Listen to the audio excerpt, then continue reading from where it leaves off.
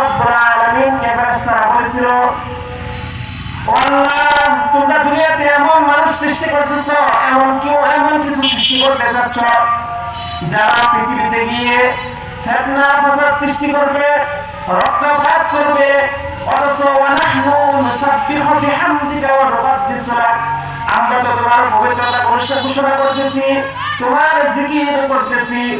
তখন আল্লাহ পাক রব্বুল আলামিন বলেন, ক্বালা ইন্নী আ'লামু মা লা তা'লামুন, যে আমি যা জানি তোমরা তা জানো না।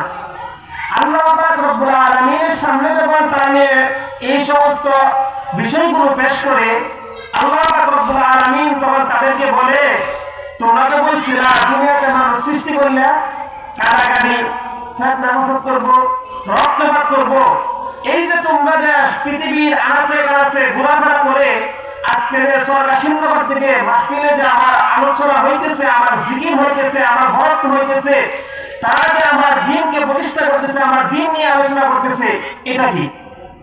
তখন ফেরেশতারা লজ্জায় মাথা নিচু করে ফেলে। সুবহানাল্লাহ।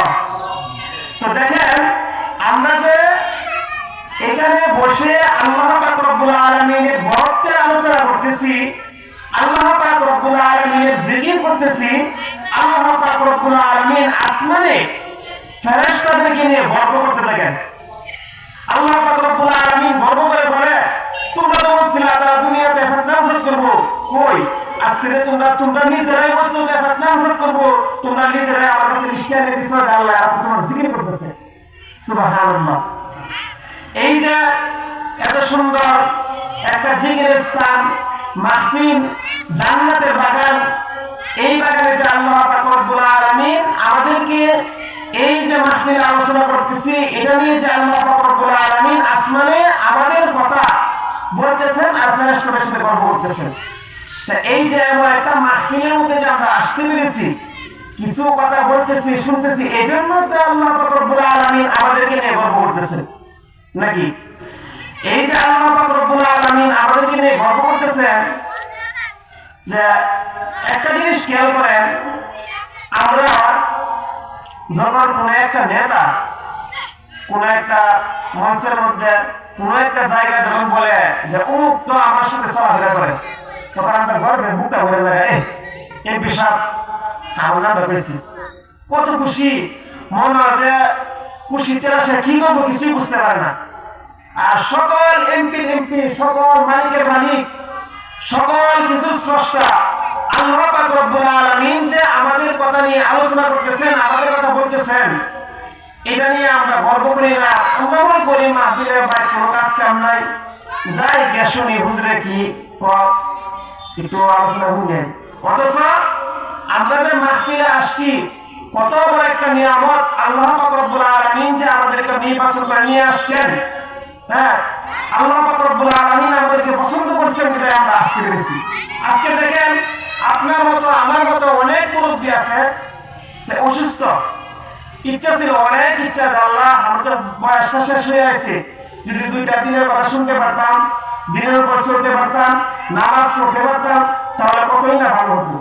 কিন্তু আজকে তারা অসুস্থতার কারণে, বিভিন্ন ঝামেলার কারণে তারা আসতে পারবে।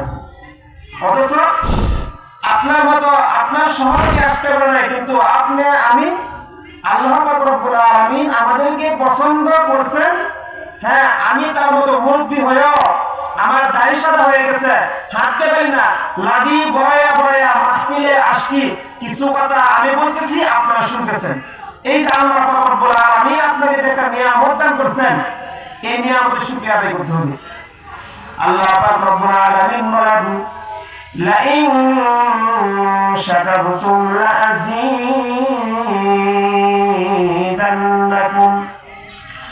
ওয়া লাইন কাফারতুম মিন আযাবি লাশাদীদ। যে বান্দা, যে ব্যক্তি আমার নিয়ামত পাইল, আমার নিয়ামত পাইয়া আমার নিয়ামতের শুকরিয়া আদায় করলো, আমি আল্লাহ পাক রব্বুল আলামিন লাযীদান্নাকুম, অবশ্যই আমার নিয়ামতকে বাড়িয়ে দিব। আর যে বান্দা আমার নিয়ামত পাইল, আমার নিয়ামত পাইয়া শুকরিয়া আদায় করলো না, আমি আল্লাহ পাক রব্বুল আলামিন তাকে আযাবের মধ্যে গ্রেফতার করব। এই জন্য আমরা যে আসতে পেরেছি পায়ে হেঁটে, আল্লাহ পাক রব্বুল আলামিন যে আমাদের দুইটা পা দিয়েছেন, এই যে দুইটা পায়ের শুকরিয়া আদায় হয়ে গেছে। এই যে আল্লাহ পাক রব্বুল আলামিন আমাদেরকে কান দিয়েছেন, এই কান দ্বারা যে আমরা দুনিয়ার দ্বীনের কথা শুনতেছি, কোরআনের কথা শুনতেছি, আমাদের কানের শুকরিয়া আদায় হয়ে গেছে। এই যে আমরা চক্ষু দ্বারা রাস্তা দেখা দেখা আসলাম, যে মাহফিলটা কোথায় হইতেছে, গিয়ে দেখি একটু মন ভরে হুজুরকে দেখবো, দেখে আওয়াজ শুনবো। এই যে চক্ষু দ্বারা যে আপনি দেখতেছেন, আপনার চক্ষু নিয়ামত, যে আল্লাহ রাব্বুল আলামিন যে একটা চক্ষু নিয়ামত দিয়েছেন, এই নিয়ামত কিন্তু আদায় হয়ে যাইতেছে। আমরা মনে করি যে আল্লাহ আমাদেরকে চক্ষু দিচ্ছে, পা দিচ্ছে, এগুলো আমরা সাধারণ ভাবে নিই। কিন্তু যার একটা চক্ষু নাই, যার দুটো চক্ষু নাই, যার পা নাই, হাত নাই, সে বুঝে যে একটা হাতের মূল্য কতটুকু। আমরা তো মনে করতেছি একটা হাত মানে স্বাভাবিক মনে হচ্ছে, যেহেতু আল্লাহ দিয়ে দিচ্ছে, আমরা স্বাভাবিকভাবে পেয়ে গেছি। হ্যাঁ, এটা কোনো নিয়ামত আমাদের কাছে মনে হইতেছে না। কিন্তু যার কাছে একটা হাত নাই, যার দুটা পা নাই, সে বুঝে যে দুটা পাওয়ার মূল্য কতটুকু। এই জন্য আল্লাহ পাক রব্বুল আলামিন যেহেতু আপনাকে আমাকে হাত দিচ্ছেন, পা দিচ্ছেন, চক্ষু দিচ্ছেন, সব কিছুই দিচ্ছেন, এগুলোর নিয়ামতের শুকরিয়া আদায় অবশ্যই করতে হবে। যেহেতু আমাদেরকে চক্ষু দিচ্ছেন, এই চক্ষু দ্বারা আমাদেরকে ভালো কিছু দেখতে হবে, কোরআন দেখে দেখে পড়তে হবে,